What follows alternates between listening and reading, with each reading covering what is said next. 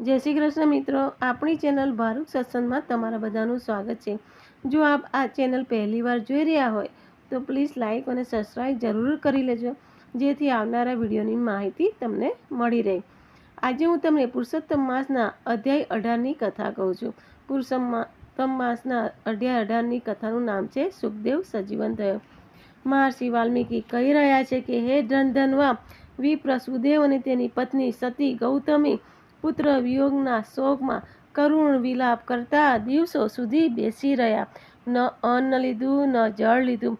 કાળયોગે વર્ષા ઋતુ ન હોવા છતાં ઘનઘોર વાદળો ઘેરાયા, વીજળી ચમકવા લાગી, કડાકાઓ થવા લાગ્યા, ચારે દિશામાં અંધકાર વ્યાપી ગયો અને મુસળધાર વરસાદ તૂટી પડ્યો। સતત 1 માસ સુધી વરસાદ વરસતો રહ્યો। પુત્રની પાછળ પ્રાણ ત્યાગી દેવાનો સંકલ્પ કરી સુદેવ અને ગૌતમી ત્યાંને ત્યાં જ બેસી રહ્યા। દંપતીના ભાગ્ય યોગે એ પાવન પુરુષોત્તમ માસ હતો। અજાણપણે બંને નિરાહાર વ્રત કર્યું, વરસાદમાં સતત ભીંજાવાથી અભ્ર સ્નાન કર્યું। તેથી એ માસના અધિપતિ એવા ગૌલોકીધિપતિ પુરુષોત્તમ પ્રભુ પ્રસન્ન થયા અને દર્શન આપ્યા। અત્યંત દુર્બળ અને કૃશકાય થઈ ગયેલા પતિ પત્નીએ પ્રણામ કર્યા અને શ્રી કૃષ્ણ શરણમમાં એ મંત્રનું ધ્યાન ધર્યું। ત્યારે પુરુષોત્તમ પ્રભુ બોલ્યા, હે ભક્ત, તમારે હવે ચિંતાતુર થવાની જરૂર નથી। અજાણપણે તમે મારું વ્રત કર્યું છે, એ વ્રતના પ્રભાવે તમારો પુત્ર સજીવન થશે। એટલું જ નહીં, તમને આવા અનેક તેજસ્વી પુત્ર રત્નો પ્રાપ્ત થશે। પુત્ર પાછળ શોક કરનારની શું દશા થાય છે, એને લગતું એવું આખ્યાન હું તને કહું છું, જે તું પૂર્વકાળે માર્કંડ મુનિએ રઘુ રાજાને કહી સંભળાવ્યું હતું। પૂર્વકાળે ધનુર નામના એક જ્ઞાની ઋષિ હતા। મૃત્યુલોકમાં માનવોને સંતાન પ્રાપ્તિ માટે અને સંતાનના મૃત્યુ પાછળ શોક કરતા જોઈને વ્યથા થઈ। આ શોકમાંથી મુક્તિ માટે તેમને પોતાના પુત્રના અમરત્વ માટે 12,000 વર્ષ સુધી ઉગ્ર તપશ્ચર્યા કરીને દેવતાઓને પ્રસન્ન કર્યા। દેવતાએ વરદાન માગવા કહ્યું ત્યારે ધનુર ઋષિએ પ્રણામ કરીને બોલ્યા, હે દેવતાઓ, મને અત્યંત તીવ્ર બુદ્ધિવાળો અને અમરત્વને પ્રાપ્ત થયેલો પુત્ર આપો।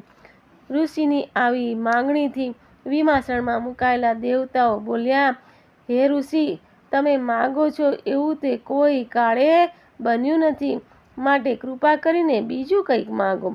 ત્યારે ધનુર ઋષિ બોલ્યા, હે દેવતાઓ, અમર નહીં તો મને દીર્ઘાયુ પુત્ર આપો।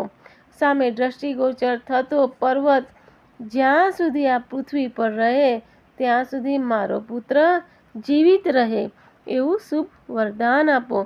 દેવતાઓ તથાસ્તુ કહીને પોતાના નિવાસસ્થાને પધાર્યા। થોડા સમય પછી ઋષિ ધનુરે પુત્ર રત્નની પ્રાપ્તિ કરી। પુત્ર સમજનો થયો પછી ઋષિને સમજાવવા લાગ્યા, હે વત્સ, તું કોઈ કાળે કોઈ ઋષિ મુનિનું અપમાન ન કરતો, નહીંતર ઋષિ તને શાપ આપશે। તું દીર્ઘાયુ છે, જીવનનો ઉપયોગ હરિનામ સ્મરણમાં કર। પુત્રએ પિતાની શિખામણ કાને ન ધરી। એ દિવસે ને દિવસે વધુ ને વધુ ઉદ્ધત બનવા લાગ્યો અને બ્રાહ્મણોનું અપમાન કરવા લાગ્યો, ઋષિ મુનિઓને છંછેડવા લાગ્યો। એક વખતની વાત છે, માહિષ નામના એક અત્યંત ક્રોધિત ઋષિ પ્રાતઃકાળે ઘણા જ ભાવથી શાલિગ્રામની પૂજા કરી રહ્યા હતા।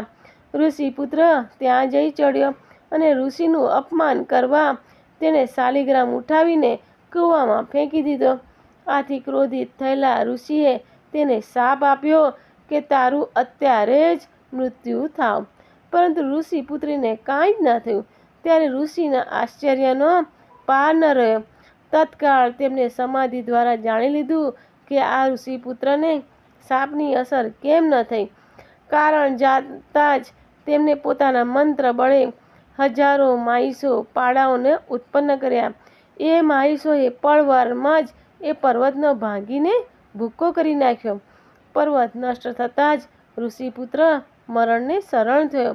તેની પાછળ પુત્ર શોકમાં વ્યાકુળ થયેલ ધનિર ઋષિએ પુત્રની ચિતામાં પડીને પોતાના પ્રાણનો ત્યાગ કર્યો. આ આખ્યાન સાંભળ્યા પછી ભગવાન પુરુષોત્તમ બોલ્યા, હે સુદેવ, વિધાતાના લેખને ટાળવા માટે જે હઠાગ્રહ કરીને પુત્રનું ફળ મેળવે છે તે કદી સુખી થતા નથી. માટે કદી હઠયોગ કરીશ નહીં.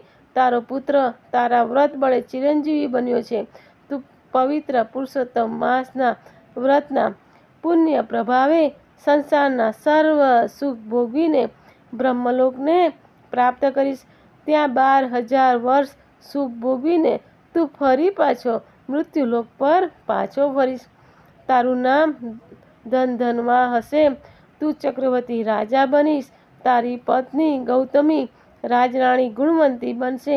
એ 4 પુત્રો અને 1 પુત્રીને જન્મ આપશે. રાજસુખ અને વૈભવ વિલાસમાં તું તારા તારણહાર એવા ગરુડગામી શ્રી વિષ્ણુનું નામ સ્મરણ ભૂલી જઈશ. ત્યારે તારો આ સુખદેવ નામનો પુત્ર અરણ્યમાં પોપટ બન્યો હશે. એ તને વૈરાગ્ય ઉત્પન્ન થાય તેવો શ્લોક સંભળાવશે. એ શ્લોકનું રહસ્ય જ્ઞાન તને મહર્ષિ વાલ્મીકી જણાવશે. એ જ્ઞાન દ્વારા તું ફરી શ્રી હરિના શરણે જઈશ. ભગવાન પુરુષોત્તમની વાત પૂરી થઈ ત્યાં સુદેવનો તેજસ્વી પુત્ર સુખદેવ બહારથી દોડતો દોડતો આવ્યો અને હર્ષભેર પોતાના માતા પિતાને ભેટી પડ્યો. પુત્રને સજીવન થયેલો જોઈને સુદેવ અને ગૌતમીનો આનંદનો પાર ન રહ્યો. બંને શ્રી હરિનો જય જયકાર કરવા લાગ્યા. આ આપણો અધ્યાય 18મો પૂર્ણ થાય છે.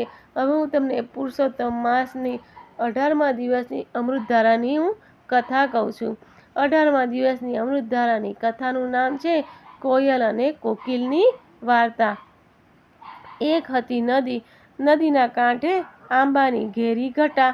એક આંબા પર એક કોયલ અને કોકિલ રહે. કોયલ ઘણી સંતોષી, પણ કોકિલ સાવ રખડેલ. આખો દિવસ આંબાવાડિયામાં રખડે અને કેરીઓ ખાય. એમ કરતાં પાવન પુરુષોત્તમ માસ આવ્યો. ગામના નર નારી નદીએ સ્નાન કરે, કથા વાર્તા કરે. આ જોઈને કોયલને પણ થયું કે લાવને હુંય વ્રત કરું કે. એણે કોકિલને વાત કરી, પણ રખડેલ કોકિલે ઉપવાસનું નામ પડતા જ મોં બગાડ્યું. એ તો બોલ્યો કે તું તારા ઉપવાસ કર ને ભૂખે મર. હું તો આંબા ડાળે ઝૂલીશ ને પાકી કેરીઓ ખાઈશ. કોયલે તો વ્રત આદર્યા. સૂરજ ઉગે એ પહેલાં સ્નાન કરી લે, નીચલી ડાળે બેસીને વાર્તા સાંભળે, આખો દિવસ ઉપવાસ કરે ને પ્રભુનું નામ લે. ત્યારે કોકિલ દાંત કાઢતો જાય ને કેરીઓ ખાતો જાય. અધિક માસ પૂર્ણ થતાં જ જમના તેડા આવ્યા.